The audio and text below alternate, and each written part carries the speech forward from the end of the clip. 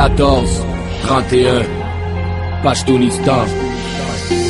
Avant l'heure de la première prière de la journée, je sors de mon repère, un foulard autour de ma gorge nouée. Mes yeux balayent le ciel, à la recherche d'un drone, comme si j'avais le temps de courir avant que mes cils tombent. En marchant, je me questionne sur 1000 affaires à la fois. Mais si je poursuis ma route, c'est que le taux de trafic a mis la foi. Je traverse les rivières, les ravins de mon pays tribal. Après des heures, j'arrive enfin au port de la route principale. J'en m'appelle, je me dépêche à faire un trou dans le sol pour y mettre une charge explosive d'engrais agricole. Comme dedans y a pas de métal, le piège est indétectable. J'ai juste à effacer mes traces avant de prendre la montagne. Je me positionne de manière stratégique, j'espère juste que personne me repérerait par satellite. J'essaye de calmer ma peur, prête pour le guet-apens. Le doigt sur le détonateur, je suis pas pressé, fait que j'attends. J'attends celui qui aurait dû rester chez lui, j'attends. Puis comme dit un vieux proverbe afghan, eux ils ont peut-être des montres, mais nous on a le temps. J'attends celui qui aurait dû rester chez lui, j'attends. Puis comme dit un vieux proverbe afghan, ils peuvent tuer les hirondelles, ils empêcheront pas le printemps.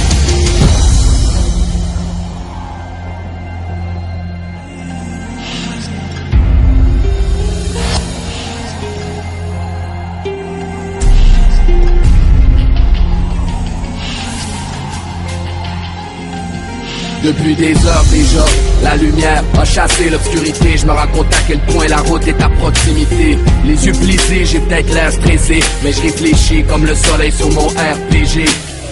Je suis conscient que si jamais on m'attrape, on me torture ou on me photographie avant la quatre pattes, comme si j'étais rien qu'un papa. On m'accuse à tort et à travers d'être issu d'une race à mort. Comme si le force de la peur allait s'étendre comme un virus cancéreux. Comme si j'avais pas d'enfant ou pas de tendresse envers eux. Comme si je balayais le creux de ma grotte avec les cheveux de ma femme. Puis que le soir je me réchauffais sur le bord d'un feu de napalm. Comme si j'étais un malade mental, extrémiste. Mais y'a des signes pour les gens qui réfléchissent. On m'a défiguré, j'étais de l'acide dans le visage. On a rayé mon image pour mieux raser mon village. Je suis pas le genre qui panique quand ça tire. J'ai déjà poté le cul de l'Empire britannique. Je suis prêt à faire la même chose, je me bats pour la même cause. Depuis toujours je refuse la paix que l'occupant m'impose. Je suis loin d'être un débutant, j'ai pas peur de perdre du temps. Je suis prêt, j'ai des armes, fait que des arguments percutants. Je veux libérer ma terre, c'est pas une question de religion. Fait que éteignez vos télés, j'ai jamais détourné d'avion. Puis j'ai lutté contre la culture du pavot. Maintenant si j'en fais pousser, c'est pour vivre, c'est vous qui m'y avez poussé. Je suis pas parfait, ma vision de la vie a fait des victimes. Mais l'agression de mon pays m'a rendu légitime. J'attends celui qui aurait dû rester chez lui, j'attends. Puis comme dit un vieux proverbe afghan, eux ils ont peut-être des montres, mais nous on a le temps. J'attends celui qui aurait dû rester chez lui, j'attends. Puis comme dit un vieux proverbe afghan, ils peuvent tuer les hirondelles, ils empêcheront pas le printemps. J'attends celui qui aurait dû rester chez lui, j'attends. J'allais presque m'endormir quand je capte un bruit de moteur qui paralyse mes jambes, me fait courir mon cœur. Je m'écrase contre un rocher, j'ai peur d'être mal caché. Je regarde une dernière fois si mon arme est prête à cracher. La mort est si proche, je récite déjà la shahada. L'ennemi approche, je reconnais les couleurs du Canada.